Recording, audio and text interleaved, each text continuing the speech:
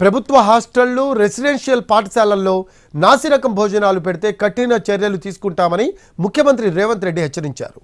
నాణ్యత పాటించకపోతే కాంట్రాక్టర్లతో ఊచలు లెక్క పెట్టిస్తామని వార్నింగ్ ఇచ్చారు. ఆయన 10 ఏళ్ల బీఆర్ఎస్ పాలనలో ఒక్కరోజైనా కేసీఆర్ విద్యార్థుల్ని కలిశారా అని ప్రశ్నించారు. ఆయన మరోవైపు కులగణన వల్ల ఎవరి రిజర్వేషన్లు తొలగించామని సీఎం రేవంత్ రెడ్డి స్పష్టం చేశారు.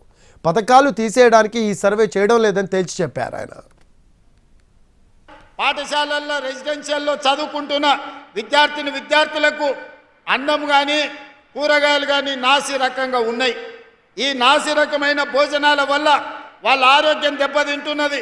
నిన్న మొన్న నేను చూస్తున్న టీవీలలో పేపర్లలో కలుషితమైన ఆహారం తీసుకొని రెసిడెన్షియల్ స్కూళ్ళలో పిల్లలు ఆసుపత్రి పాలవుతున్నారు. ఇలాంటి వాళ్ళను సరఫరాదారులను కఠినంగా శిక్షించాల్సిన అవసరం ఉన్నది. అధికారులకందరికీ నేను ఆదేశాలు ఇస్తున్న వేదిక మీద నుంచి నాసి రకమైన భోజనాలు పెట్టిన నాసి రకమైన వస్తువులను సరఫరా చేసిన వాళ్ళందరూ ఊచలు లెక్క పెట్టాల్సిందే.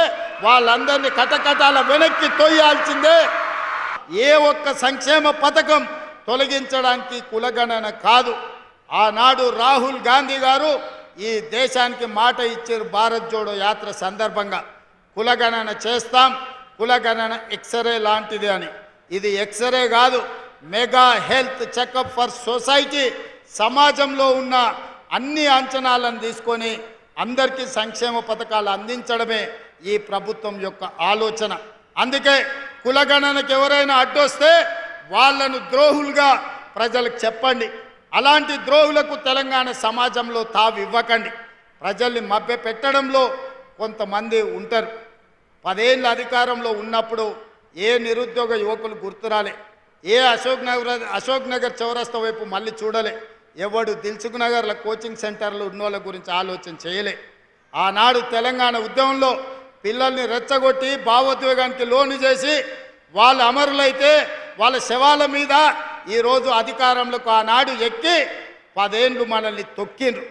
10 ఏళ్ళ తర్వాత తెలంగాణ సమాజం తేరుకొని వాళ్ళని బండకేసి కొట్టి ప్రజా ప్రభుత్వాన్ని తెచ్చుకొని ప్రజా సంక్షేమ అభివృద్ధి పథకాలు అమలు చేస్తుంటే మళ్ళీ కుట్రలకు తెర లేపుతున్నారు. ఈ కుట్రల్ని తిప్పికొట్టాల్సిన బాధ్యత ఇక్కడికి వచ్చిన విద్యార్థులదే అని చెప్పి నేను ఈ సందర్భంగా తెలియజేస్తున్నా. ఆనాటి ముఖ్యమంత్రి గారు మనోడు పెంచుకున్న కుక్క పిల్ల చచ్చిపోతే డాక్టర్లను జైల్లో వేసిండ్రు. కానీ మీ గురుకులాలలో పిల్లలు చచ్చిపోతే మాసాయిపల్లిలో బడికి వేస్తున్న బస్సు రైలు గుద్దుకొని 30 మంది చచ్చిపోతే కనీసం కన్నీళ్లు కూడా గార్చలేదు ఆనాటి ముఖ్యమంత్రి. ఆ రోజు నుంచి ఈనాడు స్వయంగా మీరెన్నుకున్న ప్రజాప్రభుత్వంలో మీ రేవంత్ అన్నను డైరెక్ట్గా చెయ్యి కలిపి మీ అన్నగా మీరు కలిసి రాలేదా? మీ మధ్యలోకి ఇట్లా నడుచుకుంటూ వచ్చి మీ రేవంత్ అన్న మీతో చెయ్యి కలిపిండా లేదా? ఎందుకు అవకాశం వచ్చిందంటే మీ తల్లిదండ్రులను మీరు ప్రజాప్రభుత్వం ఏర్పాటు చేయాలని ఒత్తిడి తెచ్చి ఈరోజు ఈ ప్రభుత్వాన్ని ఏర్పాటు చేసిండ్రు. కాబట్టి మేమందరం మీ దగ్గరకు వచ్చినాం.